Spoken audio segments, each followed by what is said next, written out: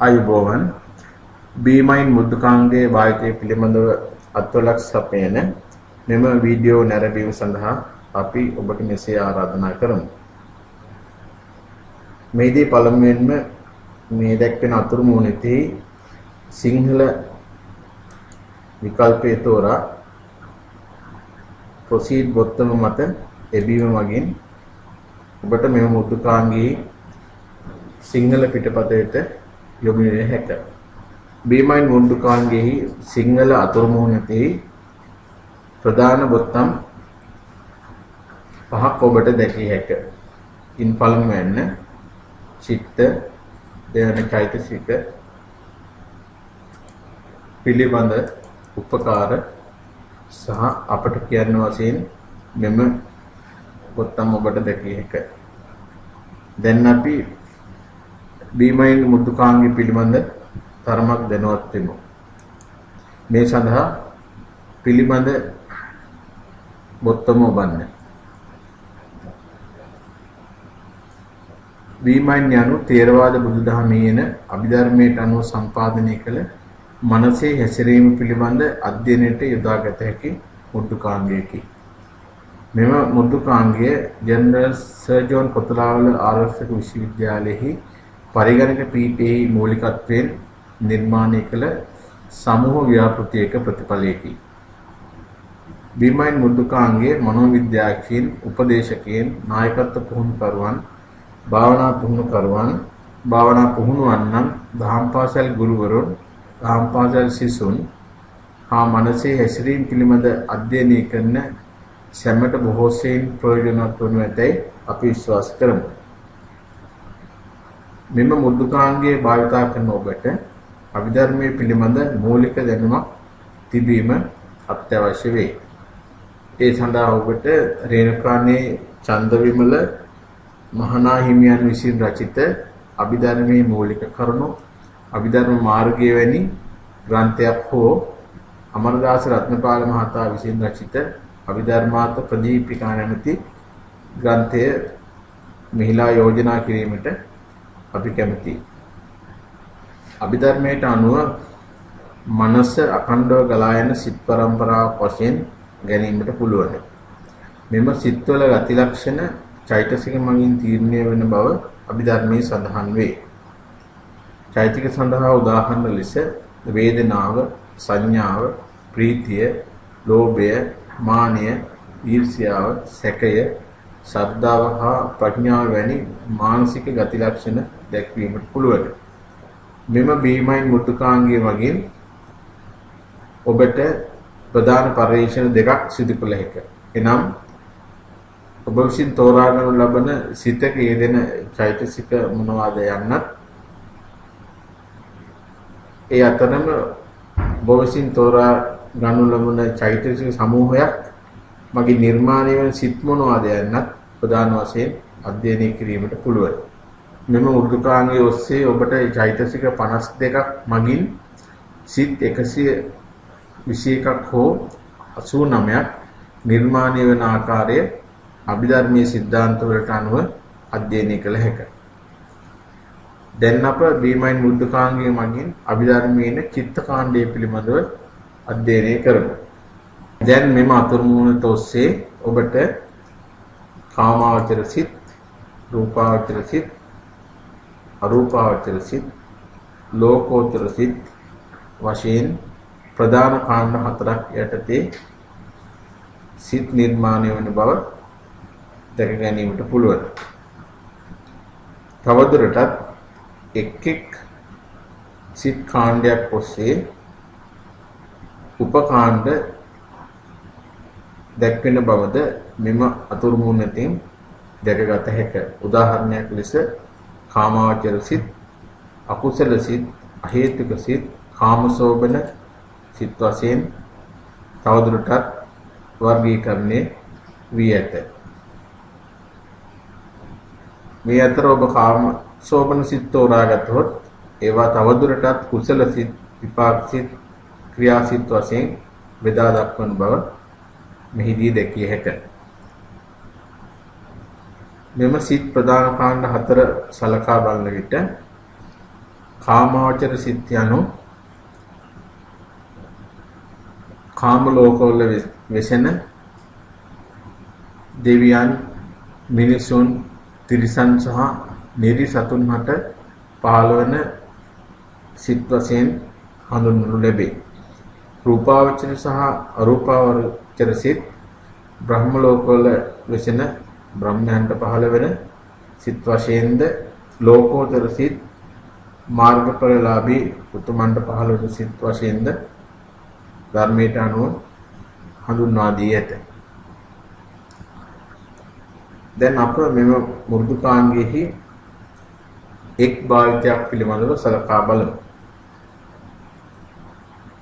මේ සඳහා කාමාවචර අකුසල සිත් යටතේ එන ද්වේෂ මූල සිත් සලකා බලමු. මෙහිලා ද්වේෂ මූල සිත් දෙකක් ඇති බව ඔබට දැකිය හැකිය. එනම් දෝමනස් සහගත පටිඝ සම්පයුක්ත අසංකාරික සිත සහ දෝමනස් සහගත පටිඝ සම්පයුක්ත සසංකාරික සිත වශයෙන්. මෙම සිත් දෙක අපිට එදිනෙදා ජීවිතයේදී බොහෝ සෙයින් පහළ වන බව මෙහිදී සිහිපත් කළ යුතුය. විශේෂයෙන් අපේ සිතේ අසතුටක්, නොසන්සුන් බවක්, අකමැත්තක්,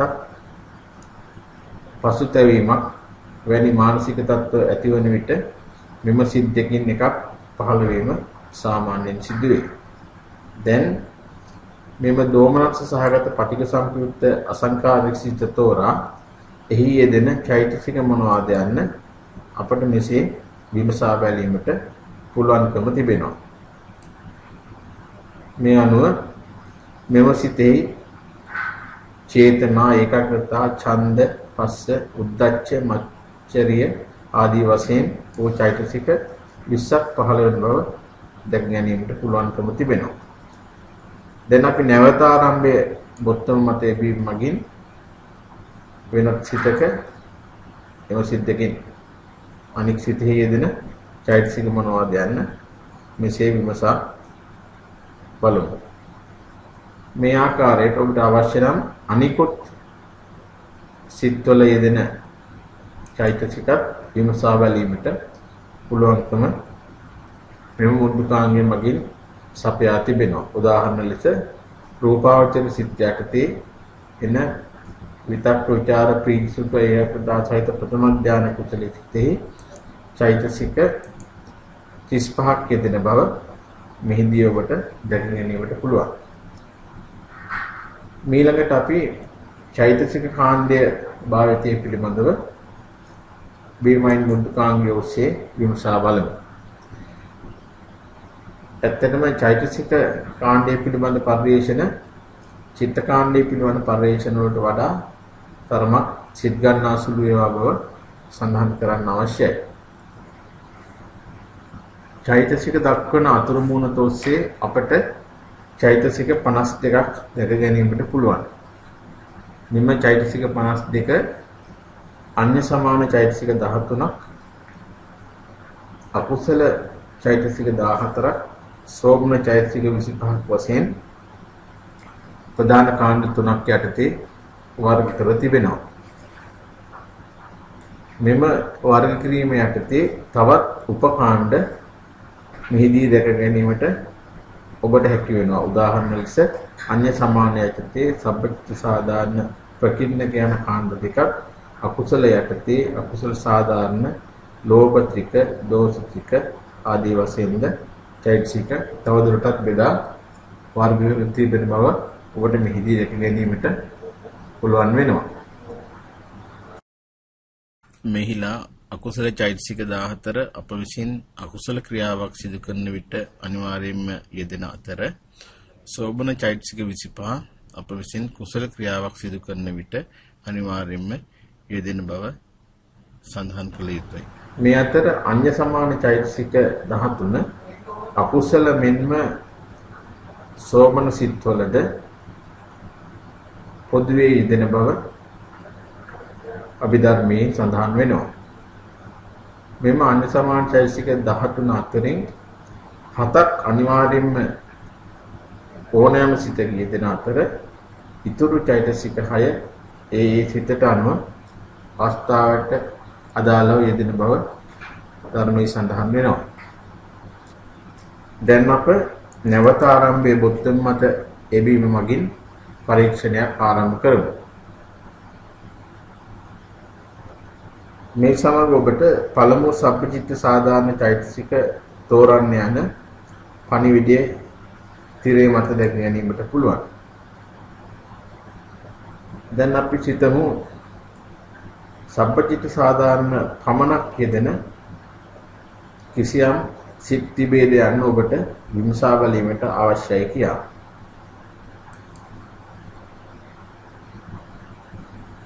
මෙහිදී සබ්බචිත්ත සාධාරණ පමණක් යෙදෙන සිත් 10ක් තිබෙන බව වීමයින් මුද්දුකාංගයේ විසින් මෙසේ පෙන්වා දී තිබෙනවා. විචාර කර බලන්න අතුරු මුහුණට ඔස්සේ වට මෙම සිත් වඩා සවිස්තරව කියවා ගැනීමට පුළුවන්කම තිබෙනවා. මෙම සිත් 10 අතර දුක්ඛ සහගත කාය විඥාන අකුසල විපාක සිත, සුඛ සහගත කාය විඥාන කුසල විපාක සිත ආදී වශයෙන් සිත් 10ක් හඳුන්වා තිබෙනවා. මෙම අතුරු මුහුණට ඔස්සේ ඔබ විසින් තෝරාගත් චෛතසික වලට අනුව නිර්මාණය වන සිත්වල චෛතසික සම්බන්ධ වෙන අනුපාතය මෙම අතුරු මුහුණ දකුණු පස පහළ කෙළවරේ දැක ගැනීමට පුළුවන්. මෙහිදී සබ්බචිත්ත සාධාරණ චෛතසික 7 පමණක් අන්‍ය සමාන චෛතසික 13 අතරින් තේරී ඇති බව මෙම මුහුණට ඔස්සේ දැක ගැනීමට පුළුවන්. දැන් අප තවත් පරීක්ෂණයක් ආරම්භ කරමු. මෙහිදී ලෝභය හා ද්වේෂය යන මානසික ගති ලක්ෂණ එකම සිතක යෙදීදැයි ඔබ විමසා බැලීමට අදහස් කරන්නේයි සිතමු. දැන් මෙහිලා අප විසින් පළමුව කරනු ලබන්නේ දෝෂ චතුස්කෙහි දැක්වෙන චෛතසික තේරීමයි. මෙහිදී ඔබට පෙනෙන පරිදි ඔබ ද්වේෂය තෝරන විට ඊර්ෂ්‍යාව සහ මච්චරියද කුක්කුච්චයද ඒ සමග එකට යෙදෙන බව මෙම තේරීමට අනුව පැහැදිලිය.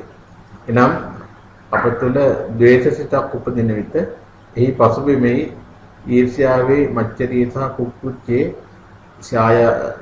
ඡායාවක් අනිවාර්යයෙන්ම තිබෙන බව ධර්මයට අනුව පැහැදිලි වේ. ඒත් එක්කම සෑම අකුසල කුසල චෛතසික තේරීමක් සමගම වීර්යය යෙදිය යුතු බව මෙම මුද්දුකාංගයෙන් විසින් ඔබට පෙන්වා දෙයි. අනතුරු අකුසල සාධාරණ චෛතසික තෝරන්න යනුවෙන්ද මුද්දුකාංගයේ පවසයි. අප විසින් බීමයින් මුද්දුකාංගය නිර්මාණය කිරීමේදී අභිධර්මයේ පිළිබඳ තරම් දැනීමක් නොමැති කෙනෙකුට වුවත් මෙම මුද්දුකාංගයේ භාවිතා කළ හැකි වෙනි ආකාරයට විවිධ උපදේශ සහ පණිවිඩ සපයන ආකාරයට මෙය සම්පාදනය කර තිබෙනවා. දැන් අපේ පරීක්ෂණයට අනුව ද්වේෂයේ පිළිබඳ චෛතසික අප තෝරා අවසාන ඊළඟට ද්වේෂයේ සමග ලෝභයේ යෙදෙද යන විමසා බැලීම සඳහා ලෝභ චෛතසිකය මත මෙසේ අපි සැලකුම් කරමු. මෙහිලා දැනට තෝරා ඇති චෛතසික සමග මෙම චෛතසික එකට නොයේදී යනුවෙන් මෙම මුද්දුකාංකයේ පවසනු ලබයි. එනම් ද්වේෂ චෛතසික සමග ලෝභ චෛතසික එකට නොයෙදෙන බව මෙහිදී අපට දැකගත හැකිය. තවත් ආකාරයකට පවසන්නේ නම් සිතෙහි ආශාව සහ තරහ එකවර නූපදී. තෝරා ගනු ලබන චෛතසික විසින් නිර්මාණය කරන ලබන සිත් පිළිබඳ සවිස්තර අධ්‍යයනය සඳහා අවශ්‍ය පරිවේෂණ සටහනක් උපකාරක සටහනක් අපි විසින් නිර්මාණය කර තිබෙනවා. එම උපකාර සටහන භාවිතයෙන් ඔබට චිත්තකාණ්ඩයේ මෙන්ම චෛතසික කාණ්ඩයේ පිළිබඳ විවිධ පරිශන සිදු කිරීම වඩා පහසු වනු ඇත. මෙම සටහනට අනුව ඔබට කිසියම් චෛතසික සමූහයක යෙදීම උදාහරණ ලෙස සබ්බචිත්ත සාධාරණ විතක්ක ਵਿਚාරයේ අදිමොක්ඛ විරිය ප්‍රීති ඡන්ද සහ මෙම චෛතසික යෙදීමට අනුව සිත් 8ක් පහළ වෙන බව දැක ගැනීමට පුළුවන්. උදාහරණයක් ලෙස අප විසින් ප්‍රථම ධානය කුසල විපාක සහ ක්‍රියාසිත මේලා සිත් තුනක් තිබෙනවා. එම සිත් තුනෙහි යෙදෙන චෛතසික මෙසේ දැක ගැනීමට පුළුවන්කම තිබෙනවා.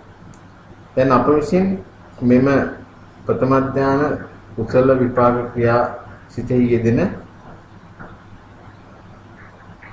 චෛතසික සමූහය තෝරා එය බීමයින් මුද්දුකාංගය ඔස්සේ විමසා බලමු. නැවත ආරම්භය උත්තම ඔබමු විතක්ක විචාර ප්‍රමුඛ ප්‍රීති ඡන්ද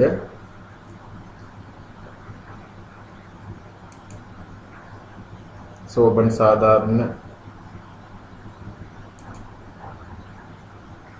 සාමෝහ යම් චෛතසික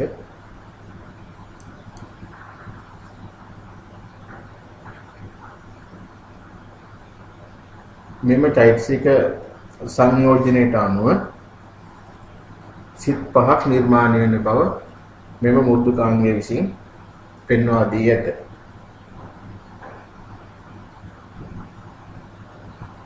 නමුත් මා ඉහත සඳහන් කළ පරිදි අප විසින් තෝරනු ලබන මෙම චෛතසික සමූහයට අනුව සිත් තුනක් පහළ වේ. ඒ අනුව අපට සිත් පහක් ලැබුණේ කෙසේද යන්න විමසා බැලීමට වැදගත් වෙනවා. ඔබට පෙනෙන පරිදි මෙහි දක්වන සිත් දෙක එනම් සෝමනස සහගත ඥාන සම්ප්‍රයුක්ත අසංකාරික සහ සසංකාරික සිත් දෙක ක්‍රියා සිත් දෙකක්. මෙම සිත් දෙක තුලද ඉහත කී චෛතසික සංයෝජනයේම යෙදෙන බව දැකීමට පුළුවන්. එම නිසා මෙතන යෙදෙන සිත් තුනක් මෙම සිත් දෙකත් එකතු විට එකම චෛතසික සංයෝජනයේ ඇති සිත් පහක් ඇති බව මෙම පරීක්ෂණයේදී අපට අනාවරණය වෙනවා. මේ ආදී වශයෙන් සමහර විට එකවර අපට දැකගත නොහැකි චිත්තචෛතසික පිළිබඳ විවිධ සම්බන්ධතා මෙම සටහන් භාවිතා කර ඔබට පරීක්ෂණයට ලක් කිරීමට අවස්ථාව තිබෙනවා. මේ අනුව බීමයින් මුද්දුකාංගය භාවිතා කර තව තවත් පරීක්ෂණ සිදු කර ඔබ විවිධ අත්දැකීම් ලබන ආකාරයට අප යෝජනා කරනු ලබන අතර එසේ ඔබ ලැබූ අත්දැකීම් අප වෙත දැනගැනීමට සැලසීමටද ඔබ මෙහිලා උනන්දු කරවන්න කැමැතියි.